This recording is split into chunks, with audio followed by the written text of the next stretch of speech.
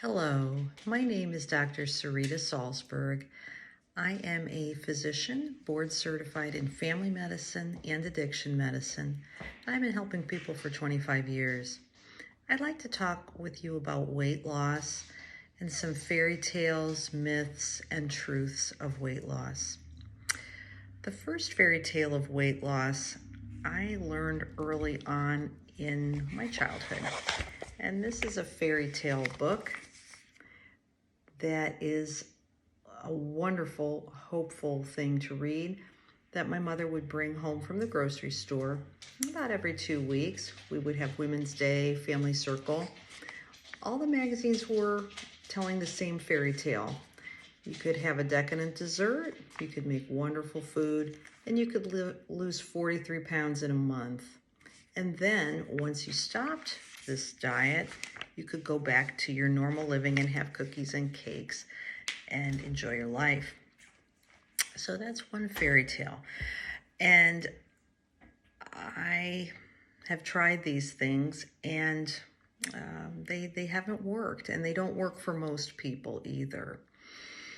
So that's one fairy tale.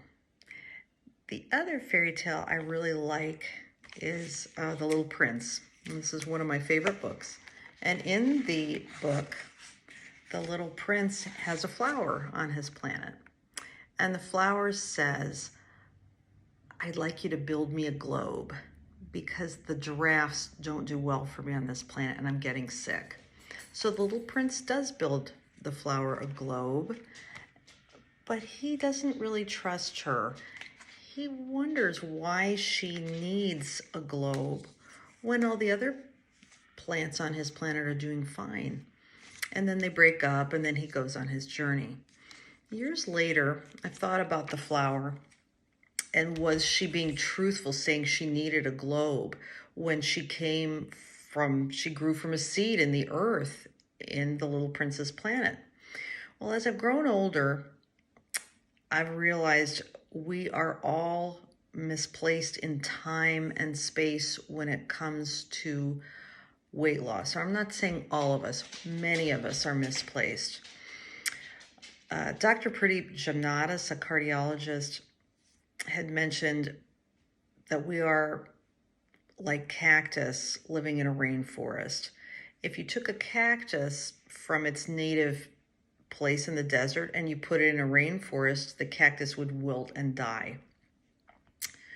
If you took any of us and put us back in time 100 years ago, chances are all of us would be fit and healthy because people ate in a manner that worked with our body.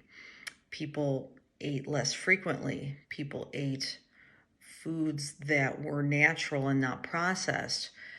Very few people were overweight 100 years ago.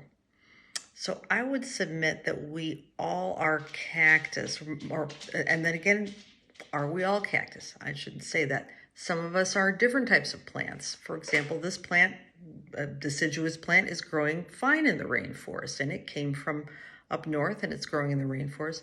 But my cactus is wilting.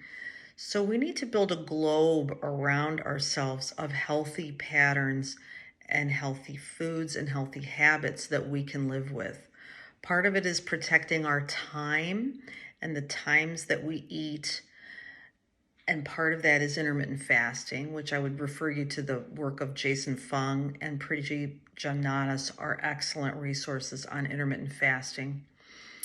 And again, setting up times for us to eat and to rest our digestive